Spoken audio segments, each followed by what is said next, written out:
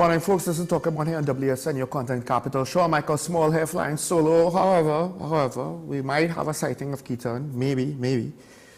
But we know for sure, we should be having the opposition Senator Janti Lashmidial here with us this morning. Hopefully, unless something comes up, fingers crossed. Right now, I believe the Senate passed the budget, but the debate was getting quite feisty. So at least we'll be able to get the Senator's perspective, maybe challenge some of our positions, see where the opposition, their opinion is, currently get an update on certain things with regards to the debate. I don't know if the Senator will be able to speak to us with regards to the meeting between the opposition and the government, but hopefully still just the general state of things. There's a lot that we don't know. And I have reached the point where I am not caring as much about being nice over this issue when people are dying to violence. COVID was one thing to some extent. For some of the victims, they might have been responsible for their own choices, not all. But in this case, with children dying, so we're actually going to have the Senator in a little bit early. So let's, we don't have much time to kick off today's daily review.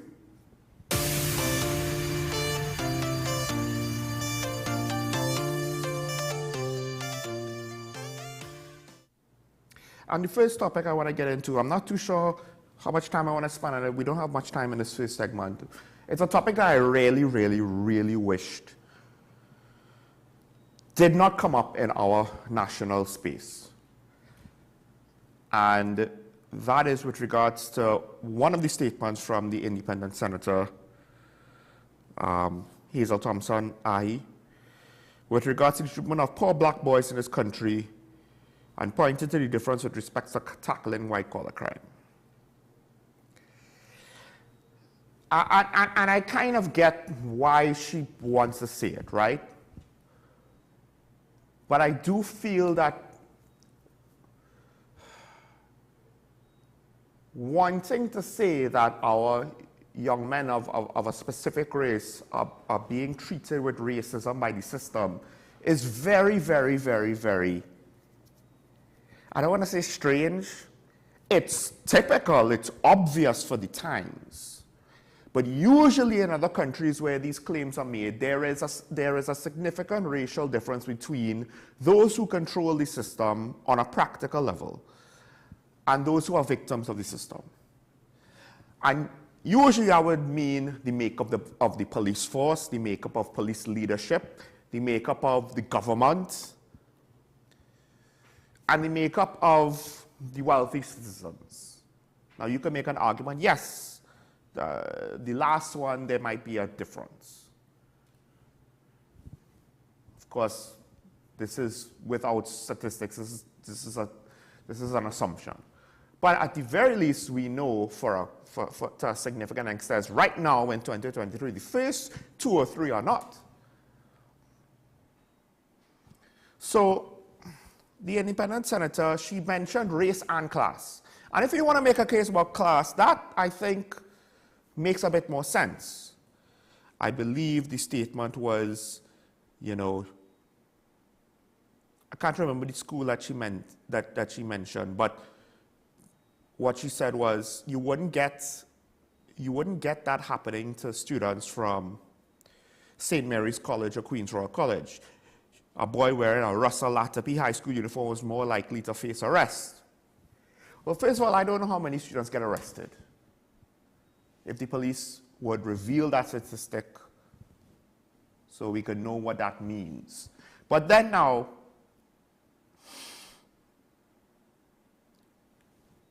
the thing is, I don't think Queen's Royal College is populated by a whole set of very rich and wealthy and affluential non-black students. You'll have to search far and wide to find a non-rich black students in QRC. I'm pretty sure the economic brackets across the board in a school like QRC and there are Afro-Trinbagonians going to QRC. So to assume that QRC is of this higher social class that is not of the same race. St. Mary's, even all the prestige schools, it's not as though we have, this is the white school where it's just white or Chinese or Indian students. Most Port of Spain schools are diverse. I remember speaking to an acquaintance of mine. He's a doctor living in Chaguanas. He went to school in Port of Spain. He was always happy for that because he got exposed to a diverse social circle. Rich, poor, all races, all backgrounds, all perspectives. And it kind of helped shape the person that he became as an adult. So, I don't know, is there statistics to back up that claim? Granted, there is some truth in the sense that, yes, society on the whole looks at certain hotspot areas with suspicion, right? Employers, the police, everyday citizens who hear, hey, you from so-and-so, and then they kind of start to look at you funny. But it's not as though the race that makes up these hotspots are a minority race. It's a majority race. So the politics doesn't quite work the same way. We don't have a white police force in Trinidad and Tobago. We got rid of the white police commissioner. Sent him running. Him and his deputy. So now we have to take a hard look at the question, because it's not as though, okay, the two majority races, Afro-Trinbagonians, Indo-Trinbagonians. It's not as though Indo-Trinbagonians make the majority of the police force. It's not as though the Indo-Trinbagonians are the police commissioner, the prime minister, the minister of national security. So you can't say that one race controls the system and the other race are victims to the system.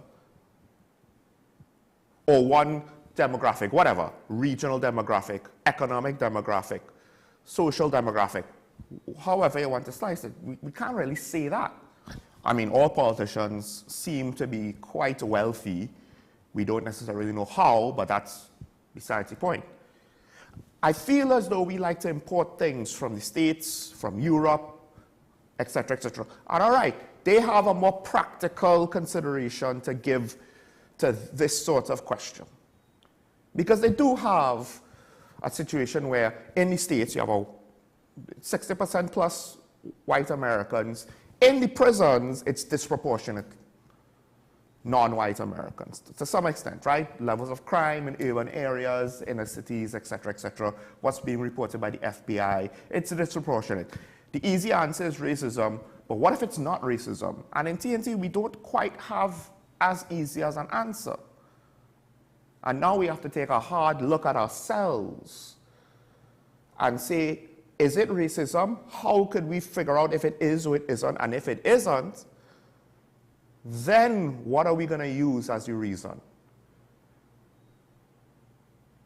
Because I do think we do have an issue where we have a disproportionate larger amount of Afro-Trinbagonians in prisons and Indo-Trinbagonians. I could be wrong about that, right? But that's the impression I get from speaking to people. But then the impression I get from speaking to people also is that the police service has a higher representation of Afro-Trinbagonians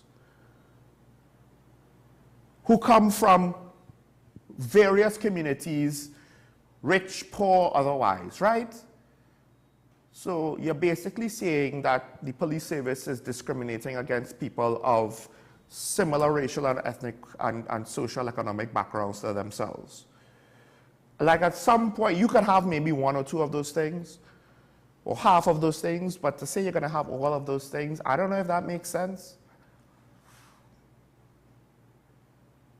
Granted, yes, assumptions are made on stereotypes. I get that. I get that.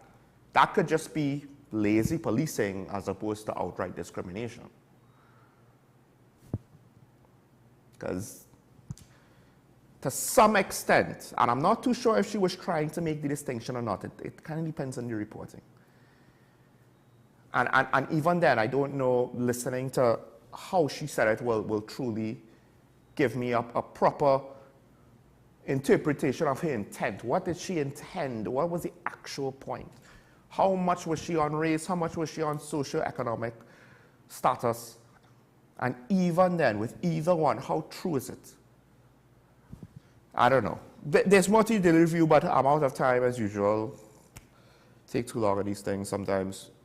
We have the opposition senator with us, so let's take a break. When we come back, we'll get into further conversations with regards to crime and the budgets.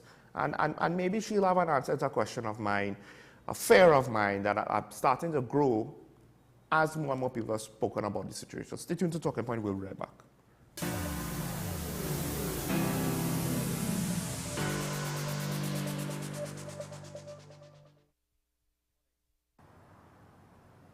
Bill and Ruth fell in love with the Benjamin Moore color Dry Sage, but they tried to match it using another brand's paint. I mean, it's close enough. Almost identical, really.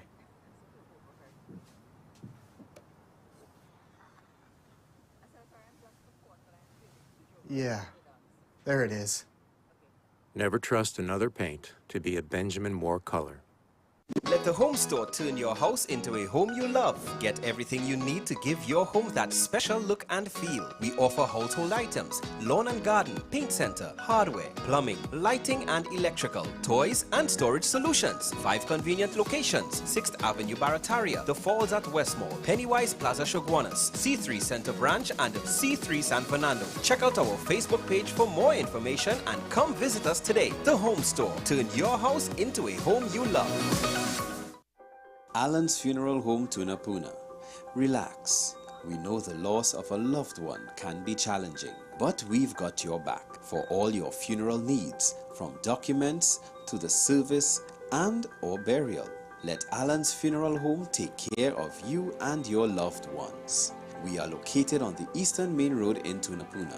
Call us today at 663-1829 or visit allansfuneralhome.com. Alan's Funeral Home. Let us take care of business. You gave us the inspiration to be first. We gave you the solutions that put you first. You walked with us side by side, and we continued to serve you with pride. First Citizens celebrates with you 30 years of achieving dreams, shaping success stories, and painting brighter futures together. And together, we'll accomplish so much more. First Citizens, together, 30 and beyond. From Maracas Bay to Arafita Avenue and Piaco, Richard's Bake and Shag brings the world's most popular fish sandwich closer to you. Open daily at all our locations.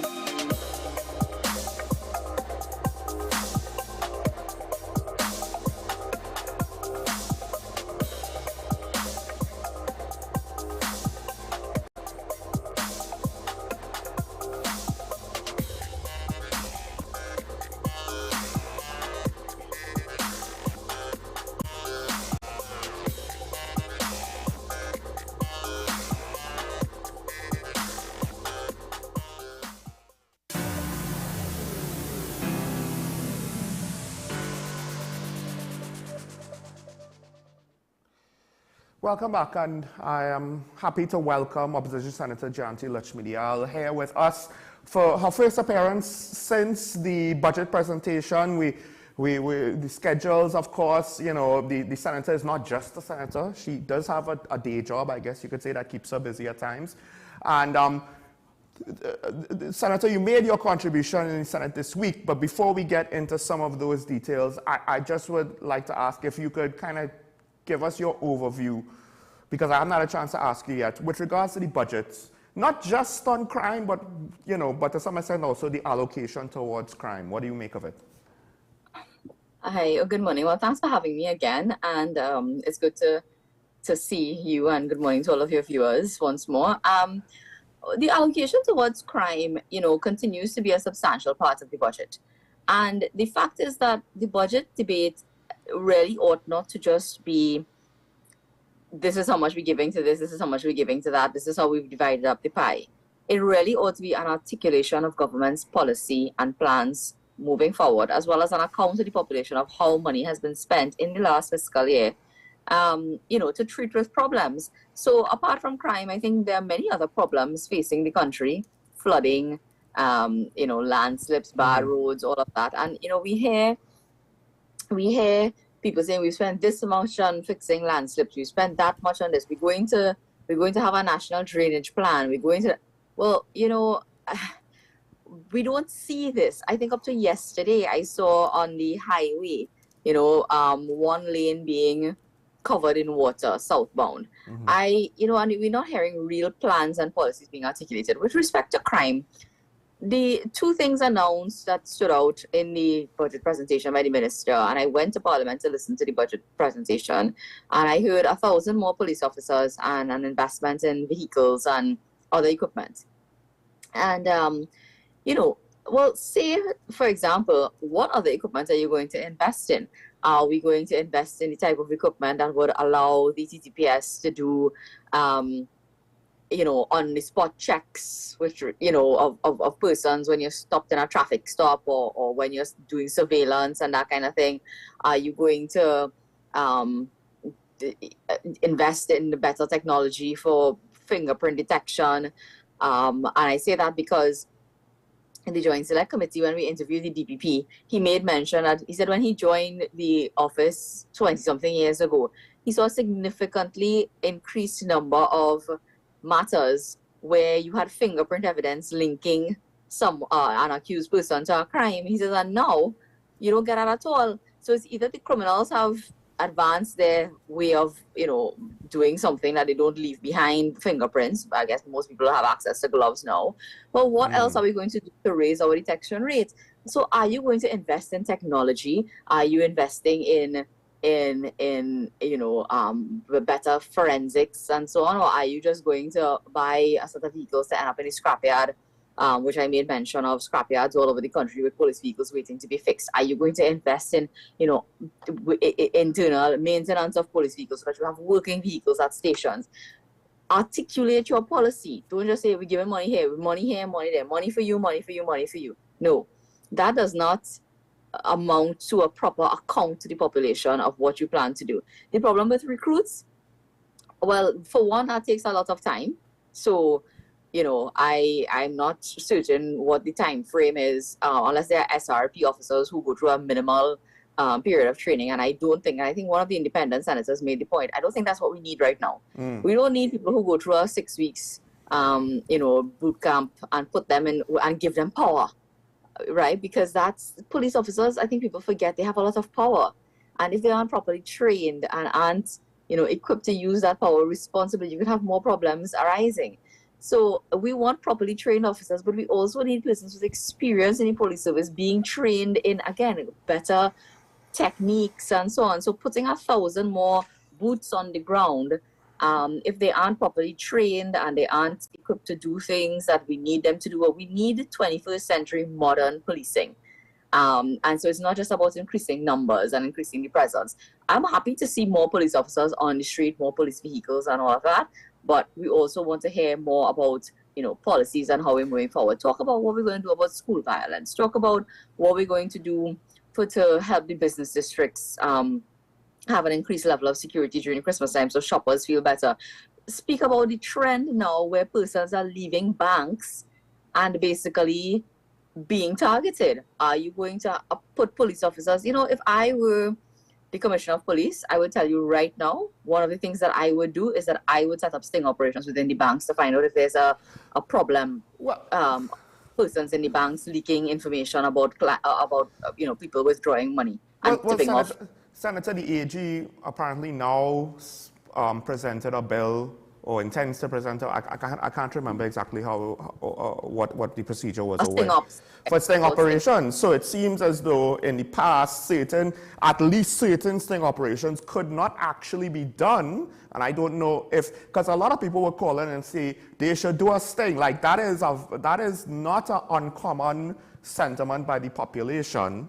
Mm-hmm. And I'm just kind of surprised that it's taken us so long to even have an AG present it for consideration.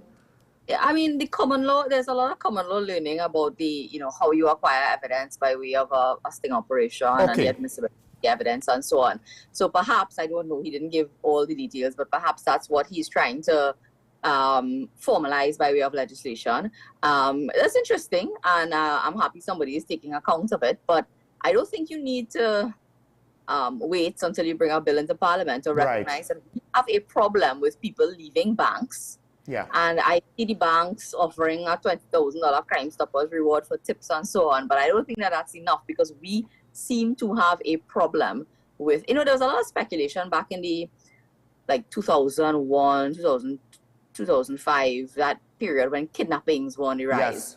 And there was a lot of speculation that persons within banks were actually, providing information. I know of one kidnapping matter that I was a very well-known one, that I had some involvement in the prosecution of that matter, where one of the persons charged was actually a bank employee, mm-hmm. and had given the information about the amount of money that the victim's father had in the bank and so on. And that those things do happen. So, you have to come up with some sort of plan. You can't say, well, okay, the AG going to bring a bill. How many people are going to get followed and beaten in Port of Spain and robbed before that? I know you're busy. We're going to run out of time. There's so many things I want to ask you. Like generally speaking, to me, this seems mostly more of the same of last year's budget. So the policing measures, for the most part, seem to be we're just doing the recurring expenditure with a little sprinkle on top. I was going to say that. It's mostly like recurrent expenditure. We're going to continue to pay police. We'll allocate this. We'll do that. We're down the road. But no real new policies. And the situation we are in with crime right now requires new thinking and new policies. There are a couple of other allocations I was very concerned about. I didn't get to raise it because, of course, the speaking time is very short in the Parliament. They have cut the allocation for student support services division of the education. And the question was posed by MP Anita Haynes, who shadows that ministry in the House, and the response being something to the effect that, they've put a big allocation for remedial education. In the GSC on national security, we invited NGOs who work with, people who get involved in crime as well, like Vision on a Mission and so on. And I believe it was Vision on a Mission. I stand to be corrected, but if my memory serves me correct, it was that particular organization that said a lot of children who are being recruited into the life of crime by criminal gangs and so on, they are underperforming in the school system. And when you do get involved and you have an intervention with them after they become known to the law and to law enforcement, you recognize that they have behavioral and emotional and learning problems and so on that were never addressed and identified within the school system. And so they are basically failing out or underperforming in the school system, which doesn't assist them in any way. And so they gravitate towards, dropping out of school. They fail out of the system, for want of a better word, and then they are ripe for the picking by the gang leaders. People who write ridiculous editorials like in the Express today think that you can read reports and so on without actually getting down on the ground and interacting with people and come to conclusions.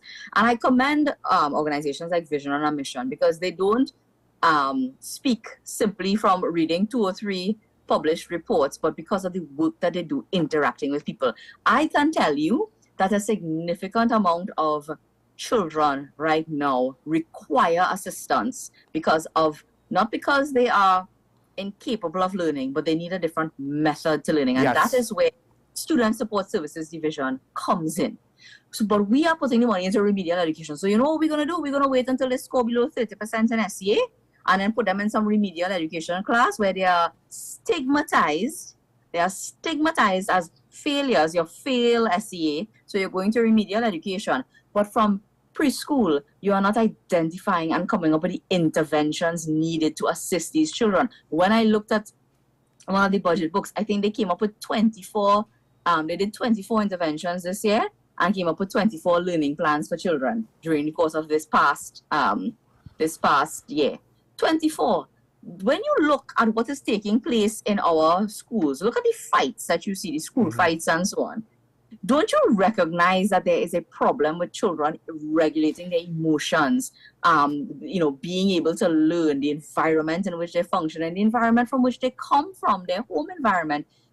You need more resources in Student Support Services Division so that they don't fall into remedial education. You help them, you keep them in the formal system, but you give them what they need. There's this expression about what if you put a fish to fly and a bird to swim, they will obviously fail. But that's what our education system does sometimes. We ask children who need a different method of learning to fall in line with the standardized system. And when they don't, we say, well, you know what, you're a dunce. You go to remedial education. And then what happens to them? They just fall off the radar. And the gang leader comes to them and says, hey, you know what? Go and sell drugs for me. Look up at Jordans. Do that. And that's where they fall in. I know of an educator, Judith DeVertile of the Paido Learning Center, who basically has that same message about the methods of teaching. And I think she's going from primary school. By the time they get into secondary school, if these things aren't addressed, it's already an uphill battle to try to help them. I go back to the evidence, and I like to listen to evidence coming from people who are actually, on the ground dealing with people and interacting with them. When Vision on a Mission and other NGOs presented to us at the GSC, they said, by the time it's high school, it's too late. It is at the primary school level that this is taking place. It is at the primary school level. I can tell you who, The Ministry of Education, they had consultations, and one teacher basically said, I have 4 month students that don't know how to write their own name, which is to tell you how bad it could get. I don't know how widespread that example is, but it's not necessarily a totally unique one. But I do want to move on to the general, not necessarily speak on the editorial or just specific to your contribution, but some of the things you brought up, and then some of the things that others have brought up, including myself, where the rights of criminals, there is a sentiment where, look, crime is out of control and the police should take the gloves off. And I understand that, and to some extent, I can't say that I disagree with it. But the flip side is there needs to have standards at the end of the day, some hard standards on the rights of individuals, and so that some sort of rules so that it doesn't become a free-for-all. And I think what you said there with regards to the standards of the recruits, in normal times, police officers have powers, right? And now, if we want to take out the gloves, we need a much more responsible police force that's not going to abuse that. But the flip side is, I think to some, bringing up these things, talking about having these sorts of programs more than just policing, sometimes talking about bail and what the situation in remand, what that does to people, right? It sounds as though, oh, well, you want to protect the criminal more than the citizen. But I would say it's not about that, right? It's about safeguarding our nation. It's a balancing act of safeguarding rights against, the need to curb crime. If the government had come with the last bail bill and showed us that because there were restrictions on bail for up to 120 days, and that caused a significant decrease in crime, I would tell you, I would support it. But there's not one iota of evidence to say that restricting bail for 120 days and continuing that restriction on bail, if it is your matter, starts in the court, that the number of offenses went down. Not one iota of evidence. Nobody produced any evidence to that effect. And that's why they could not convince the Senate to support that bill. Not just the opposition, but the independent bench as well. So that's the first thing. The second thing is, and I made this point and I tried to make the point of, when you have other methods by which you can monitor people, like electronic monitoring, why do we allocate within our budget millions of dollars towards housing, clothing, feeding, medical, dental, all the other things that are needed for the prison? Have to upgrade facilities, we have to expand. So we are putting money into expanding our prison facilities, but we're not buying ankle bracelets. Electronic monitoring is internationally recognized as a system whereby you can, monitor where people are. You could put them under house arrest. You could put them, you could restrict, their movements. I remember when former President Anthony Carmona was a judge, and I was a young prosecutor. I just came out of law school. I was appearing before him, and I was treating with bail in the High Court in San Fernando. And on his own volition, he didn't have electronic monitoring in those days, but his own volition, he said, listen, I'm going to invite somebody here from Probation Services Division. I'm asking the police officers to come here, and every young man that I grant bail to, I am setting up condition of their bail that they must be indoors by 6 p.m. or by 5:30 p.m. every day of the week. But they're allowed to leave their house during the day so that they could go to school, they could work, they could exercise. And they must come back before him every month, and report to him. The police must monitor them. Probation Services must monitor them. And he was like, and if you were, one day the police went to your house and you were not inside by 6 o'clock, you had to either have a very good excuse or that's the end, back inside. And I remember that we actually had, men who were on, instead of sitting down in a 12 by 12 cell with 10 other men in remand yard waiting on their day in court to come up some 10 years down the road, we had people who actually came back to the court and said, well, since, you gave me my bail, I went and I signed up at MIC and I'm doing this course. I finished at 4 o'clock. By the time I reach home, it's closer to 6. Could you give me from, instead of 5:30, 6 o'clock, because I have to travel home? And Justice Carmona was actually doing something like that. You see, those things, that's modern, innovative thinking that you're not creating people who go into remand coming out worse than they went in. You don't create people with psychological damage. You don't create people, you actually allow, and this is the point I was making about single fathers. You know what those men were able to do? They were able to meet the maintenance commitments that the court was imposing. Do you sit down in Express House and write an editorial, but you never went and sit down at magistrate's court and listen to the amount of women coming to the court and saying, well, the father 6 months in arrest because out of 4 of those months he was locked up and he didn't get no bail. Let people maintain their connections with community. Let them maintain, and this notion that because somebody has a charge against them, they cannot be a good father, or they may not be a good father, and so on. That is speculation at its highest. We cannot continue to criminalize. We cannot continue to criminalize the presumption of innocence. That's a phrase that I learned by reading since people want to be intellectual. Go and read the study from the University of the West Indies, Professor Wallace, I think is his name, from behavioral sciences. Go and read the study that he talked about pretrial detention and the criminal justice system in Trinidad and Tobago and what we are producing by way of pretrial detention. We are producing nothing good. Nothing good. I admit there are a proportion of persons who need to be incarcerated whilst they await their day in court. They threaten victims, they are flight risk, they whatever it is. They reoffend, they are caught. Yes. The evidence against them is CCTV, DNA, etc. So it's beyond question. The question that they may very well be guilty, so you want to contain them and so on, right? They do assessments on people and realize that, well, this person has serious psychological trauma that is likely to result in them reoffending, sexual offenders and so on. Keep them locked up, that's fine. That's not to say that Parliament, and you know whose job it is to make that decision? A judge or a magistrate sees of the fact, not the Parliament, who must sit there and decide. Once the police come and lock you up and say you had a firearm on you and you commit this crime and that you are the person, no bail for you. That's not a parliamentarian's job. Senator, we are over time, and I know you have an engagement. I just want to ask a quick question, just based on your experience. So, generally speaking, do people on murder charges regularly get bail, or is that not a regular occurrence? Because I think that's also at the crux of the matter. Like, how regular is that? Charles' decision, that has said that yes, you can grant bail for murder.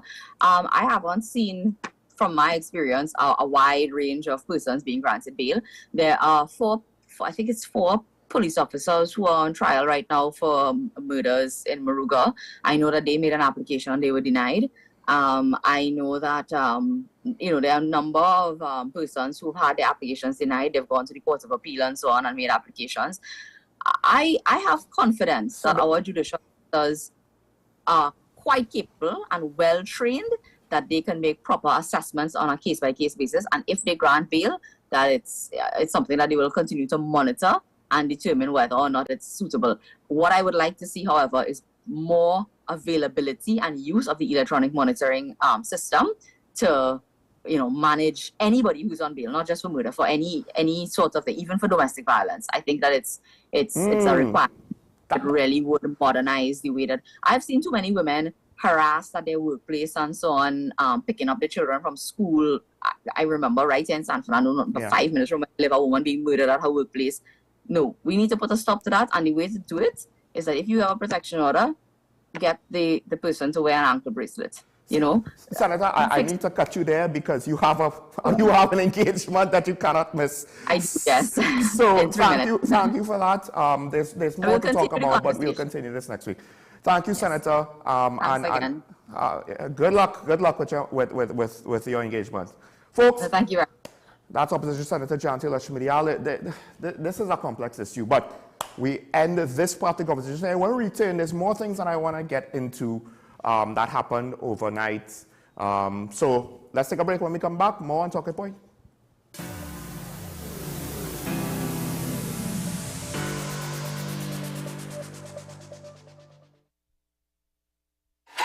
FanZone, your reliable, authentic supplier, has just gotten better. You can now visit our website www.fanzonett.com for your authentic wear and collectibles.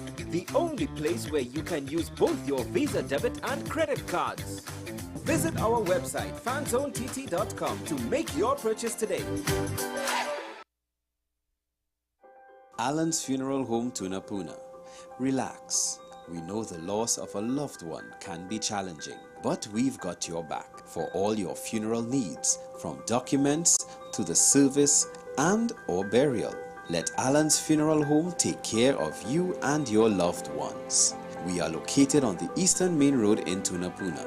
Call us today at 663-1829 or visit allansfuneralhome.com. Alan's Funeral Home. Let us take care of business. You gave us the inspiration to be first. We gave you the solutions that put you first. You walked with us side by side, and we continued to serve you with pride. First Citizens celebrates with you 30 years of achieving dreams, shaping success stories, and painting brighter futures together. And together, we'll accomplish so much more. First Citizens, together, 30 and beyond.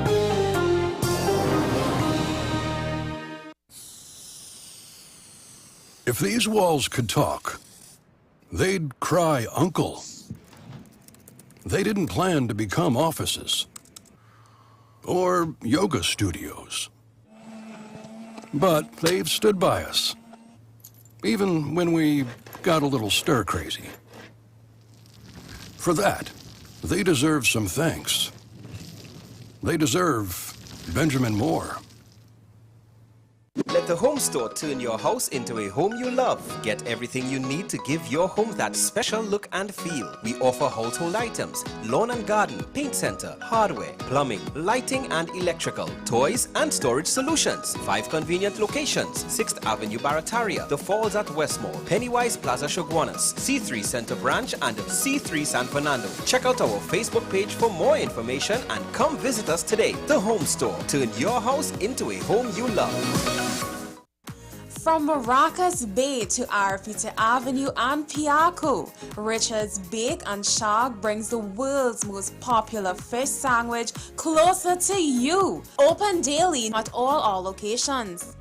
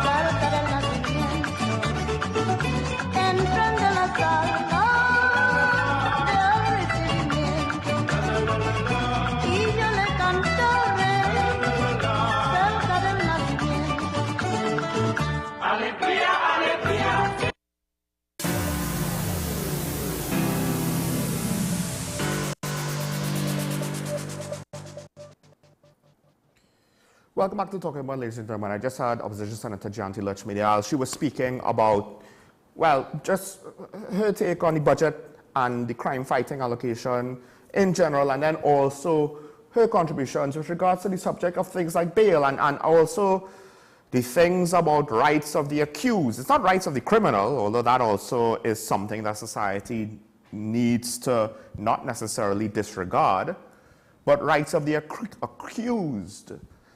Innocent until proven guilty, etc., etc. That was the standard. I understand the sentiments of wanting to be tougher on crime, but if you're tougher on crime without safeguarding the rights of citizens to a necessary degree, then some innocent citizens might get caught up in the tougher on crime situation. It's not just all going to be gangsters. And you can't say, well, all gangsters look like this, right? That's what the topic before I had the senator on, that's what essentially I was talking about. That whole thing about stereotyping. You can't just use the eye test to say who's going to be a criminal and who's not, and then how to treat them, and we'll just know how.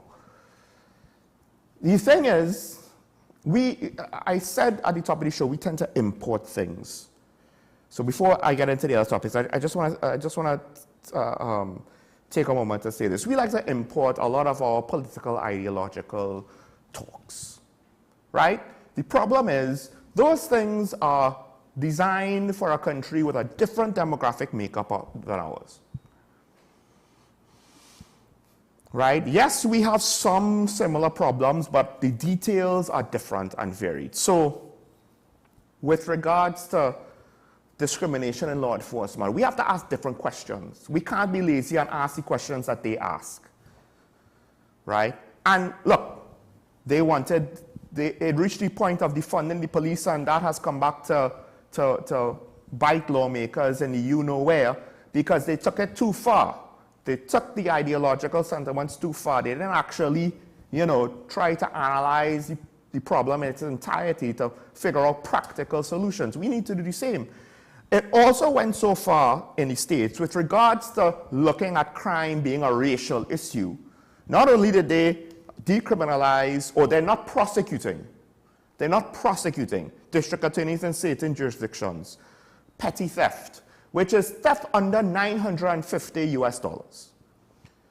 So I'm sure some of you might have seen the CNN report, where the CNN reporter, the report starts off, well, not necessarily starts off, but they're basically saying early in the report where, look, during the span of us coming to, I think it was a Walgreens pharmacy, there were three situations of theft. The reporter is asking the cash register in one of the clips, did that man pay?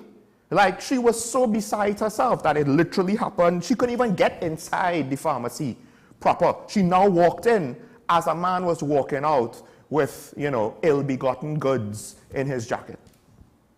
But it went further. They also started giving bail to people not just accused of murder, but convicted, I think previously, of violent crime. And it has caused people who probably should not have gotten bail for murder to get bail and then go and commit murders, get arrested, and get brought before the criminal justice system. And the question, of course, is well, hold on.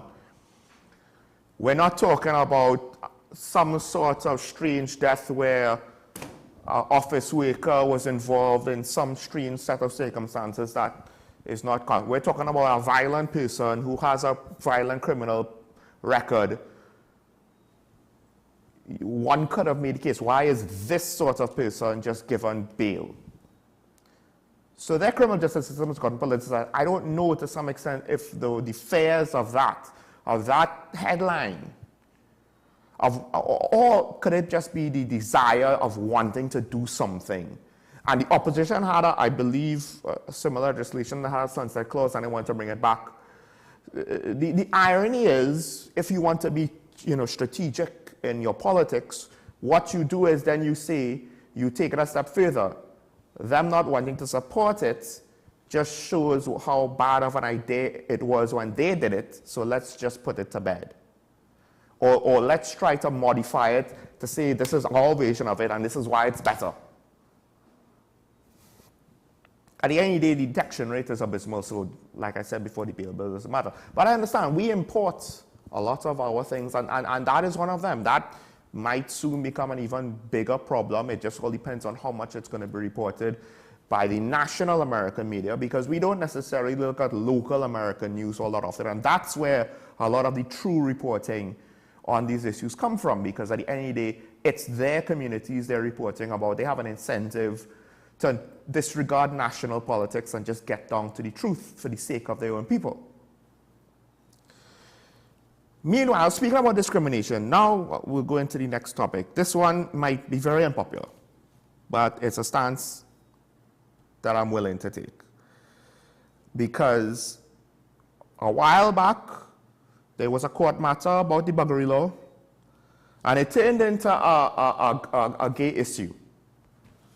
Technically, it's not just a gay issue, because the buggery law applies to same-sex and male-female sexual relations in the act of anal intercourse, right? Why this is even a thing, I don't understand. But unless I'm misreading things, the state appealed the decision. The Evangelical Council of Churches, I think they entered as an interested party, but the state has appealed the ruling. There's a part of me that wants to ask why. I could understand if nobody wants to deal with the issue and they leave it alone. You know, and it might not be good to leave it alone, but I could understand that because no one cares about it enough. But to actively appeal means that you care about the result, and now you're saying, well, this is a worthy time and expenditure of state resources. And I don't understand why. What is the point? Because I think there is some concern about the judge, the turns on the interpretation of the Constitution. All right, I get it. They want to disregard settled jurisprudence with respect to the country's highest courts. It cannot be right for a judge to express himself in that way in a matter as important as this. I mean, I get it. You don't want to set bad precedent, and maybe how the judge wrote his decision sets a bad precedent that could then be applied in more important situations, but I hope that's what it is. I hope that it's a procedural thing that could be cleared up, because this is not an issue that I think warrants the state appealing, and then who knows how far it will go and how much it will cost. And there is a good chance that if something like this goes to the Privy Council will agree with the first judge and the original ruling. The original ruling, which the report says, it deemed portions of local sexual offenses law unconstitutional because they criminalize sexual relations between consenting adults of the same sex. On some level, I kind of can't disagree with that. I'm not a lawyer, so I don't know if procedurally there are any issues. I mean, the other thing is, if this was important for the court not to be involved, shouldn't the solution really be legislation? Like the whole thing about Roe v. Wade, another piece of law that's really a court ruling, overturning it in the Supreme Court, shouldn't you really just try to get a legislative solution? I understand that you can't necessarily just get legislation, just negate a Supreme Court ruling, but if it should be in the hands of the legislator, then let the legislation deal with it. With enough of a majority, you could restrict the rights of citizens. So I assume that you could get a legislative solution. I don't know. How important of this issue is it to national society? The reason why I don't like it personally is I'm a religious person, right? My thing is very simple. They need to have the right to be religious or to not be religious, to agree with the various religions and churches or to disagree with them. LGBTQ people have that right under freedom of religion. So what is the non-religious argument, because religion can't be an argument in cases like this. I know that's not going to be very popular, but it can't, because then if it is, which religion are we talking about? That's going to be so important that it's going to get to define laws of the land. Who's going to make that choice? That's where it leads to. It will harm freedom of religion. So while the lawyers in the case, they want to appeal potentially based on a procedural point, I hope that's what it really is. The flip side is, I do think that the concept of freedom of religion on issues like this in TNT and how we have it with our circumstances are potentially at risk. The freedom of religions. I know it might be complicated. I don't want to spend too much more time on this. If someone wants to call in to ask me to explain further, that's fine. Moving on to your next topic. This one is a bit tricky. I don't necessarily like how the Chief Secretary has handled things in the past. Now he's come out and said that Caribbean Airlines is undermining Tobago Carnival, not because they did not put out extra flights, but because they did it too late. And I understand the practical reality of what he's saying, right? There's truth to that. Right now, there's a disconnect between well, not right now. When I was in Tobago, there was a disconnect between booking for the ferry and booking for rooms. Because the ferry schedule comes out way later than when people start to make bookings for rooms. And you could, I believe, book your airline tickets. Some people want to come over the ferry because they want their car, they want to carry all of this stuff, right? And it's easier to do that in the trunk of a car than in suitcases. And it's cheaper, right? For everybody to come on the boat and for a whole group of people to come on the plane. The cost of one plane ticket for one person could cover a whole vehicle and driver. And everybody else is a lot cheaper. The thing is, I get where the Chief Secretary is coming from. He's not wrong in that the timing probably could have been better. The issue, though, is this is not a new phenomenon with CAL. I don't necessarily think CAL is being run very well. I have issues with CAL as well. But at any day, we knew that there weren't enough flights going to Tobago for the demand of how the system was set up with regards to the economics of the island's tourism, right? I get that. We knew that it was happening. So it should not be a surprise. So the only thing I have to ask is, to what extent did you try to implore CAL to get a move on putting extra flights if they're going to do it? And telling to CAL, you know, we need this sooner rather than later. And to some extent, I'm actually surprised CAL put extra flights on at all. I don't know, because of the short window of Carnival, Tobago Carnival, it's only a weekend, so you're going to get, in August, in the August vacation, because it's over a month, it's not going to be one-way traffic, because the people that come have to leave, but then when they leave, people come, a new crop of people come, and it's like about every week, so you have 4 intervals. When the first week leaves, the next week comes. So those flights in between, at the very least, they have good traffic both ways. But with Tobago Carnival, the demand is very much one way. It's one weekend, and the days around the weekend, right? There is no second wave after the first wave leaves for Tobago Carnival to fill the plane. So the leg is going to be, you know, going to Tobago full, leaving Tobago at the end full. Right? But the planes have to go back and forth to accomplish these things. So I'm surprised CAL was willing to put extra flights on. Anyway, I'm told we have to break for news. I don't wanna get further into it, but something has to give. I just don't know if anybody has a good idea what to do. Folks, we'll break for news in an hour now. When we return, we'll open the phone lines. I want to hear from you, the viewer, what you have to say this morning. Stay tuned to Talking Point. We'll be right back.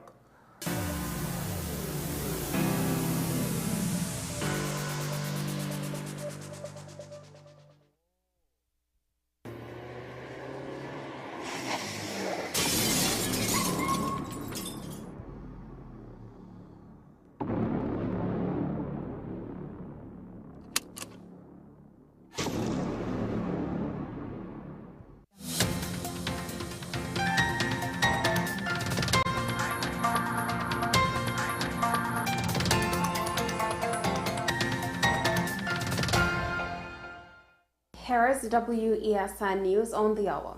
I'm Sierra Ali. Thanks for joining us. Here are the headlines. Caribbean Airlines expands flights for Tobago's second carnival. U.S. Ambassador present ambulance and field hospital to Tobago. Zoological Society to discuss court suggestion of Queen's Park Savannah as an environmentally sensitive area. And internationally, Japan's court says trans sterilization requirement unconstitutional. Now for the details. Caribbean Airlines Limited has expanded its flight services between the islands in anticipation for Tobago's second carnival. According to a statement released on Wednesday, the airline not only maintained its core capacity, but also introduced 42 additional flights running from October 18th to 31st. These supplementary flights collectively provide an extra 4,144 seats to accommodate the increased demand during the carnival period, as per Carl's announcement. The CEO of the airline, Garvin Madera, expressed his satisfaction, stating, Caribbean Airlines is delighted to serve as the official airline for Tobago Carnival and looks forward to welcoming both local and international visitors to the island. U.S. Ambassador Candace Bond and U.S. Southern Command Military Deputy Commander Vice Admiral Alvin Halsey present ambulance and field hospital to Tobago Emergency Management Agency. In a generous gesture of international cooperation, U.S. Ambassador Candace Bond and U.S. Southern Command Military Deputy Commander Vice Admiral Alvin Halsey participated in the donation of an ambulance and a field hospital to Tobago Emergency Management Agency. This significant handover event occurred at the Shore Park complex in Scarborough on Tuesday. The Zoological Society has scheduled a meeting for Wednesday to deliberate on the recent court appeal decision.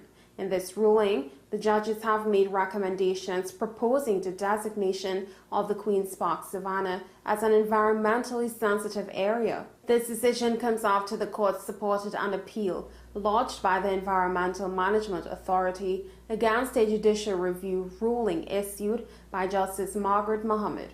The review was in response to a claim filed by the FET promoter Wild Goose Limited against both the EMA and Senior Superintendent Garth Nelson. Internationally, Japan's Supreme Court has ruled that it is unconstitutional to require citizens to be sterilized before they can officially change genders. The 2004 law said people could only change their gender if they have no reproductive capacity. Wednesday's ruling came after a transgender woman filed a petition challenging the law. Rights group Human Rights Watch had called the law abusive and outdated. Well, that's news to the hour on WESN. I am Sierra Ali. Thanks for watching.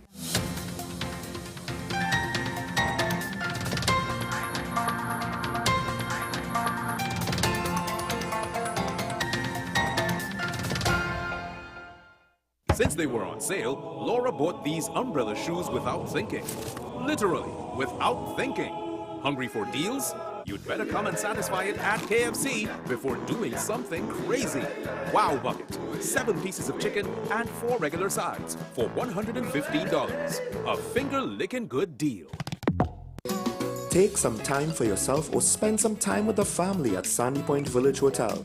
Enjoy our various studio and suite apartments, self-contained with their own kitchenettes and Wi-Fi. We also have our famous 100-foot swimming pool and our beachfront restaurant, The Steak and Lobster Grill. And our location in Crown Point puts us near the center of activity from the nylon pool to the local nightlife. Call us and make your reservations at 639-8533, 389-2378 or email us at sandypointvillagehotel@gmail.com.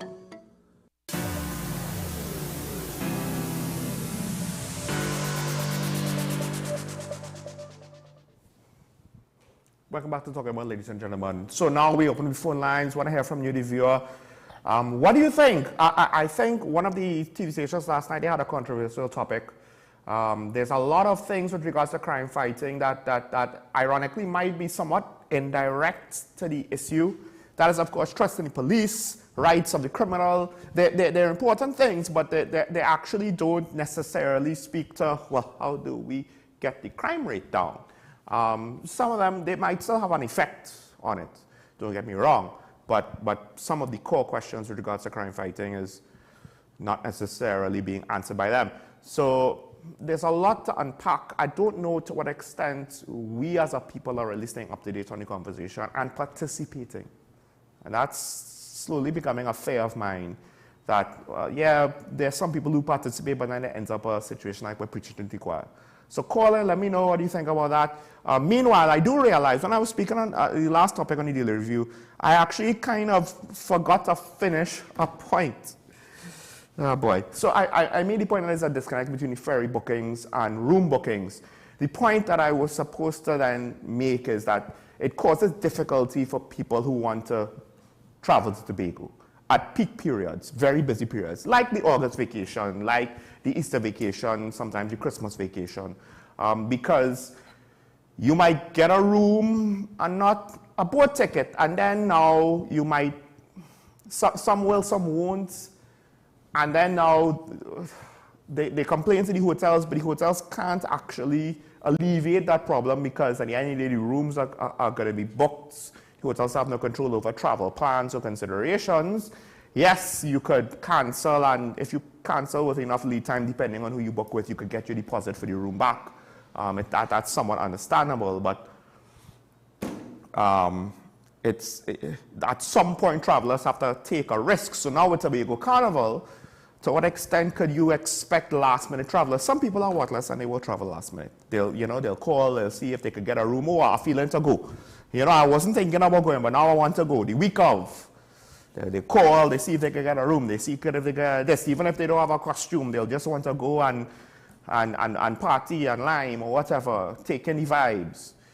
So it might help, but at the same time, all of that is a risk now when you add last-minute flights. I guess Cal is seeing demand, and they might be anticipating a large number of standby passengers because they do have those at the peak periods. They are there. And perhaps putting on the flights also is a way to kind of preemptively get ready to deal with that surge. Because you're going to get some cancellations, and you get some issues, maybe a mechanical breakdown, of a plane you can never tell. So people oversubscribe. I don't know if they overbook still.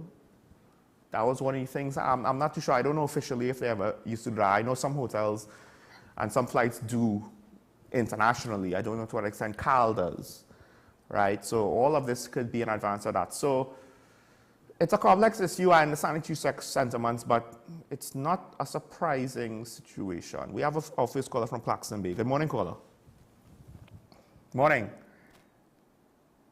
My take is on a couple of months ago when the senior citizens were protested in Barrack for some of their for water on the road. Mm-hmm. Police had charged you, right, for maybe loud speaking and things. You have on the a certain radio program host inciting that go into the house and rob them and do whatever, jump the wall. Now if a young man come out and say, go into the rich people home and do whatever you want, and what happen. That kind of exact words. Mm-hmm. I wonder if the police ever investigate that. They do this inciting. A senior citizen you're charging, so maybe had potential water and bad road, which is the right. So, I might take, and I wonder if the police investigate these two people. Take the fingerprint or see if they had commit crime or whatever. Mm-hmm. So, that's my take. So, thank you very much. Thank you, caller. See, this is the problem, right? The problem is there are a lot of questions like these. And they might have good answers if someone is able to answer them, but we don't necessarily have the forum for that. As much as there are media ambassadors out there, there are limitations now more than ever on that program's ability to communicate with the public. And I don't want to necessarily say what they are because it's just hearsay for me. Right? I have no way to confirm it. But the situation is not as good as it could be or even as it was. Not to say it was perfect before. And citizens have questions like this, where you go on and you deal with this petty situation, but what about all of these big situations that seems obvious to citizens? Now, what they don't tell you is some of these things, what the law allows for, does not allow for, what they can and cannot do, and maybe It might not be popular to hear, well, the police actually can't do this, or the police actually can't do that. In times like this, that might not be popular to hear. And to some extent, there's a fine line, right? Yes, the police needs to be independent, but it also can't undermine the government. But then now, to what extent is the police airing concerns or voicing concerns, like undermining the government in bad faith? And to what extent is it legitimate in good faith? We have these issues, right? And we are appealing, we're making a public appeal to get them fixed because going through the usual communication channels is not working. There's a lot of things you could speculate that's going wrong with the public service and with the Ministry of National Security and with the police service in specific. And the police service has not helped themselves in this regard, and that's what's exceptionally frustrating. You don't fight bad information and speculation and assumption with no information. You don't fight bad information, speculation, and assumption with a smug attitude like, I know things you don't know, and you don't need to know them, so just be quiet because it's not important that you know. You don't like the results of the speculation. You don't like the result of the wrong assumptions. And again, some of the things that are being kept from the public, the criminals know it. In some cases, they were there. They figure out, long before the public figures out, the methods and the vulnerabilities of police procedures and how to work around them. So I don't know.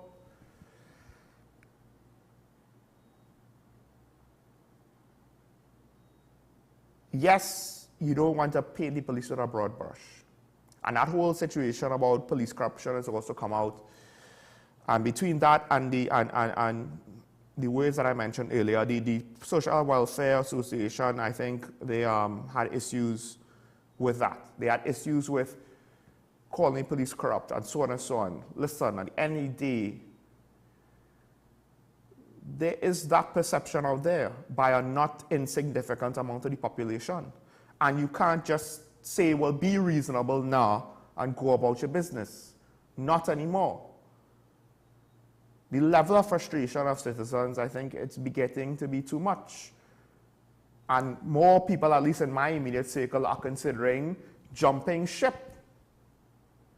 I don't necessarily know to where. Most countries have serious problems, some worse than ours. But it's one thing for Joe Public to say that. It's another thing for someone who is responsible for the situation to say that.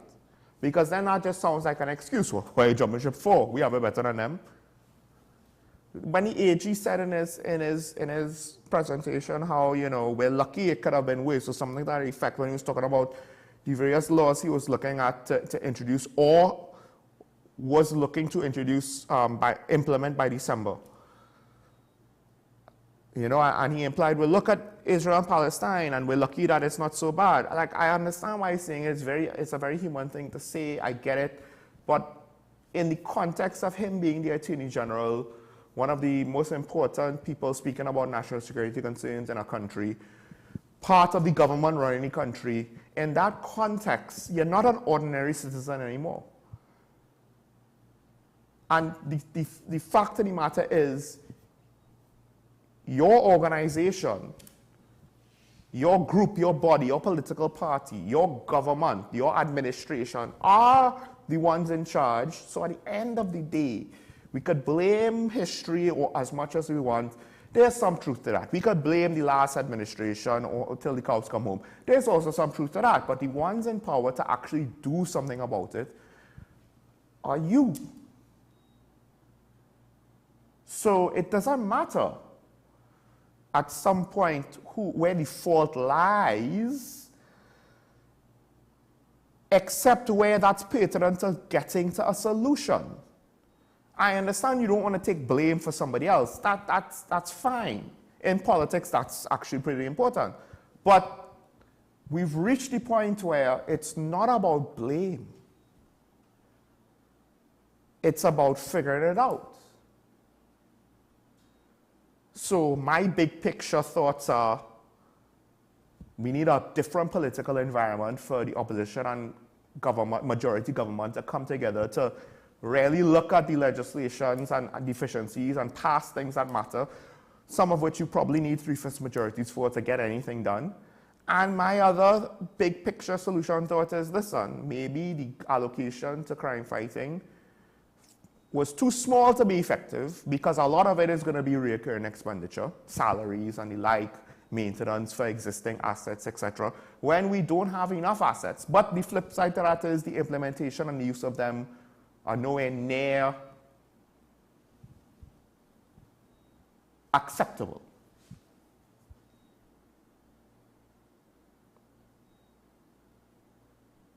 Phone lines are on your screen, call in. Let me know what you think. Am I making sense? We want to get solutions to crime. Emotional solutions are only going to work only going to go so far. I get it. But to what extent now do we kind of want to punish the criminals? And then who are they?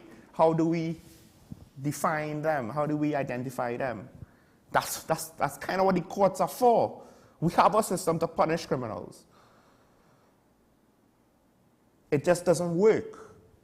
And trying to circumvent the system in various ways is not really going to solve the problem. It's potentially just going to add to it. That's kind of what happened in the States. In more ways than one, they wanted to get shortcuts to some of their problems with the criminal justice system, and they just made it worse.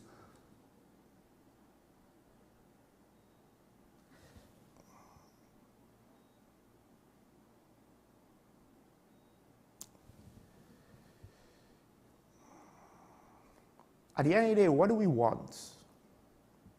Even if we want something bad, if enough of us want it, to some extent, that's what democracy is. And are enough of us really expressing ourselves so that we can at least go in a definitive direction? Because I'll argue that right now we're not going in a direction. I've said it before, the government is kind of not really getting good indicators from the population of what the population wants. So to be fair to them, if they give us something that we don't want, is it their fault? To what extent we're responsible? They are listening to people. Maybe they're listening to the wrong people. Maybe they're not listening to the right voices. Who are the right voices? That's why more people need to be involved in discussion and be willing to have their views challenged, myself included, people in the media, politicians themselves. But it can't just be limited to media, politicians.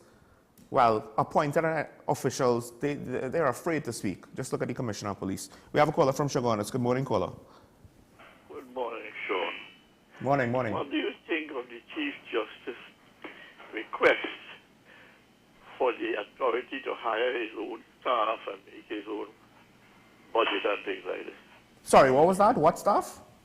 I don't know if you heard the Chief Justice on a number of occasions asked for power to hire his own staff and make his own budget. In other words, he said he wants autonomy. You have any views on that? I think... You think he's right?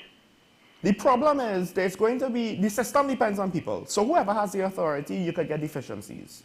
Now, it could be that the way how things are going with the current system just aren't working. And maybe he should have some capacity to... I don't know about setting his own budget though, but have some input on it and having the ability to hire and fire. Potentially. It just depends on what does he mean by staff, right? To what extent does he have the powers with regards to judges who are also supposed to be independent, right? If that's out of the question, if it's literally just administrative staff and the like. There's a procedure to remove people in the public service. There's a procedure. Well, I hate to say Nobody this, has the right to hire and fire. but I think the procedure isn't working. Well, then read the procedure. Because the judiciary, they're working either. That is true. That is true. I think he mistaken the doctrine of separation of the powers.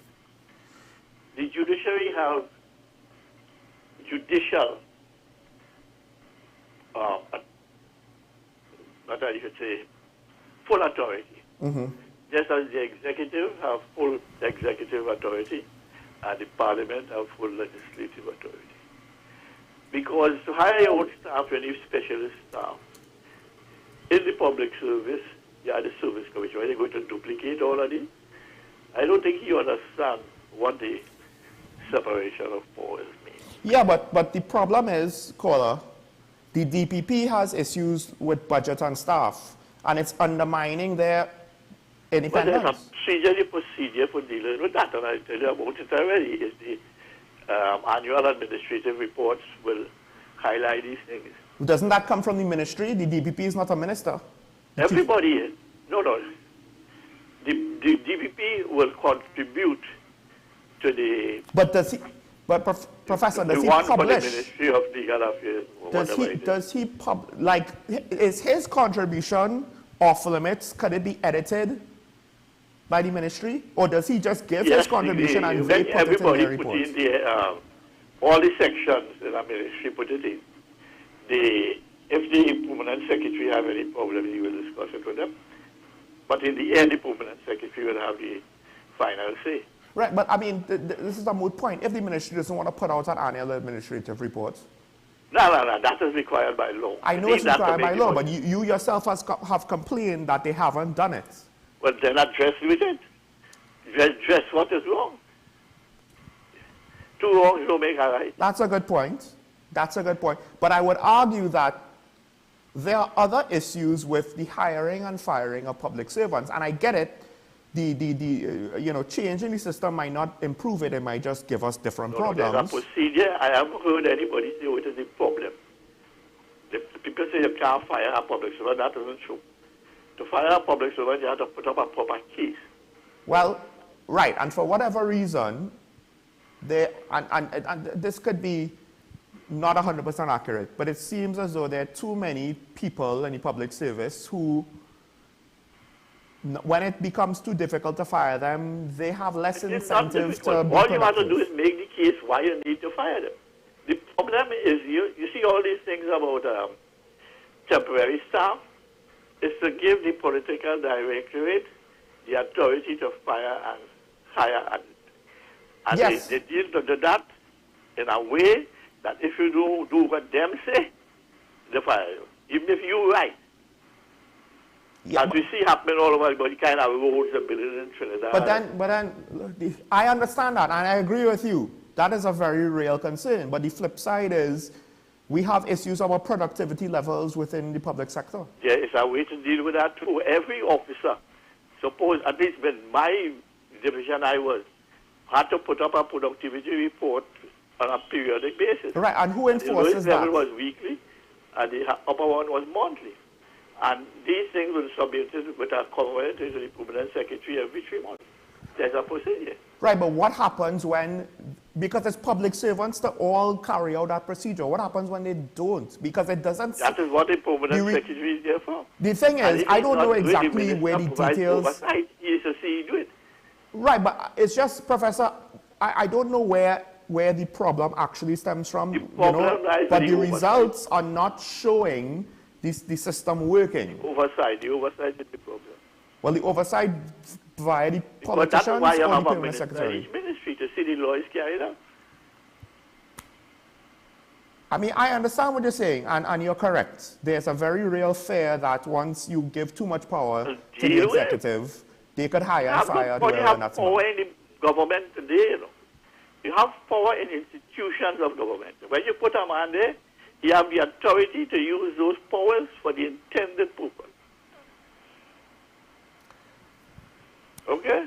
I understand. I'm hesitant to disagree with you in any significant way because... Why should you be hesitant if you have a case making? No, that's the thing. Technically speaking, on the surface, just in theory, you can make a case either way, right? But make the case for you not carrying out the law. The whole question of government, modern government, is law and order. But with regards to the original question, with regards to the Chief Justice, to some extent, his own independence is potentially now undermined by the budgetary control. He has judicial independence. Nobody is undermining that. But if he doesn't have to undermine the executive. Right, but if there's not enough staff to carry out functions. The way the public service should deal with staffing. And that will be recorded in your annual administrative report. Well, let's put it this way. The DPP has gone on record of being understaffed. And nobody seems to be willing to enforce whatever laws. Some time ago, there was a procedure in the public service for looking at staffing with the organization and management division, and the government closed it down. Because what they want to do is hire and fire, and that is why most of the posts today are temporary or not permanent. Let me ask you a question. This is my last question. We'll have to wrap it up here, but I just want to ask, do you think the Chief Justice wants the authority in order to have control in similar to the government? He wants to be able to hire and fire people on his discretion, or does he want to? There is a procedure. No, he will follow it, and that would not go to the government. That will go to the judicial. And what I mean to say, Professor, is does he want the power to act in bad faith so that he could be the overlord, or is it just him trying to circumvent a problem with a halfway solution at best? Well, not the solution. The problem, I gave you what the solution to the problem is, and he has to use that. I'm not sure if you get what the question is, but Professor, thanks for the call. I'll have to end it there. No problem. Thank you. I'll just explain. The reason why I said that is, what is the motivation of the Chief Justice? Is it that he wants to be like the politicians? Or is it that just he doesn't have those kinds of ambitions or desires? It's just that he's looking at the problem and he's thinking, you know, I could solve it if I just have this. And then to the professor's point, it might not actually be a solution. It might be a solution in the sense of it will allow him as an individual to treat with these individual situations now, but then down the line it might cause other problems. He himself might take it too far, or his predecessor might take it too far. And then what are the controls to prevent that? And I think with regards to public administration, part of the problem is you're always going to have that question, and you're always going to have to compromise the situation. Or the situation be a compromise between safeguarding one aspect to ensure another aspect.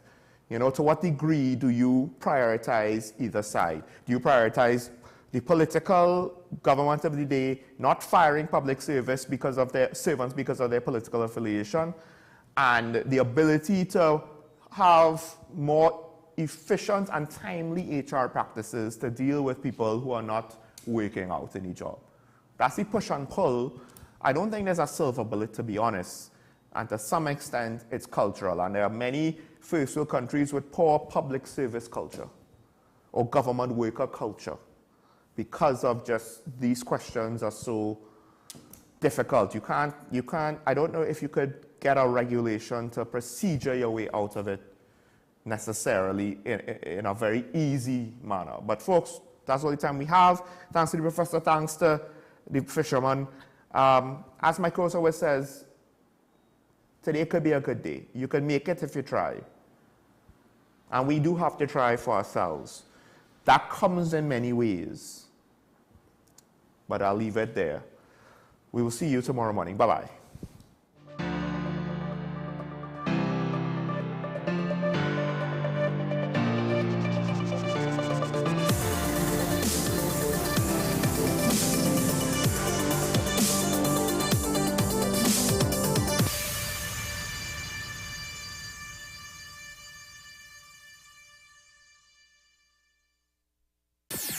WESN.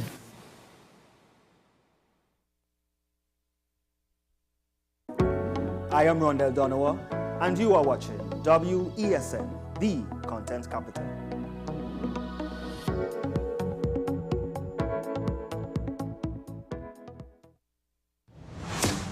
Is it politics? What is it? Is it that nobody cares about sports? The kind of support that sport used to get in the past is no longer here. The thing is, taking a knee doesn't mean that that's the only thing you do now, Andrew. Right. Taking a knee along with other stuff. Samantha, what are you looking forward to when you return home to Trinidad and Tobago after winning the title?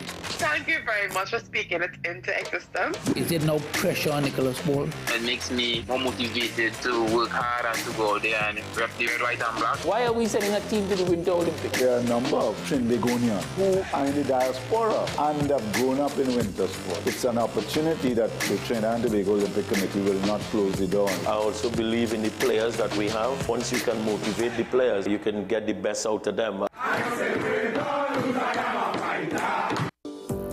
Join me, Sule A. Joseph, as I delve into the day-to-day psychological issues plaguing our society. We will discuss behaviors that encompass the biological influences, social pressures, and environmental factors that affect how you think, act, and feel. Site, Thursdays at 11:30 a.m., only on WESN, Content Capital.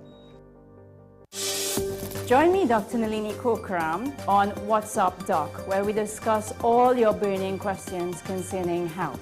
Trinidad and Tobago is among one of the highest risk group of patients that develop this form of genetic breast cancer. What I'd like to take home from a short interview like this, screening. You must screen. Because it's silent. It's silent. Yeah. And because it's silent, you don't know it's there. What's Up Doc, every Tuesday and Thursday on WESN, Content Capital.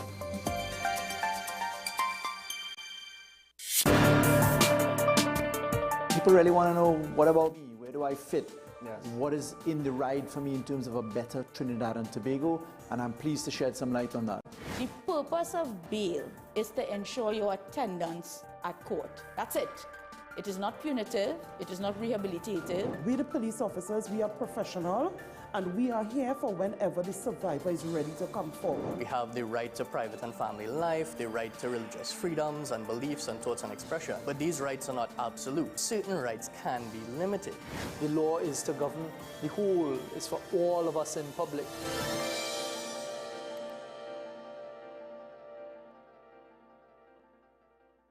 The newest book is here, Closer to the Church, the debut novel by author and former Mayor Louis Lee Singh. Available at all the home store branches, Barataria, West Mall, Shogunas and C3 San Fernando. Paper-based bookshop 10 Nook Avenue, St. Anne's. WESN 30A Gattaca Street, Woodbrook. Metropolitan Bookshop, Ariapita Avenue, Woodbrook, and all RIK bookstores nationwide. Available online as paperback on Amazon.com and Kindle for e-readers. For more info, call 628-5835 or 389-6504. Also available from author Louis Lee Singh, I Used to Live in Heaven, Letters to My Granddaughters, and Local Government in Trinidad, Conspiracy Against the People.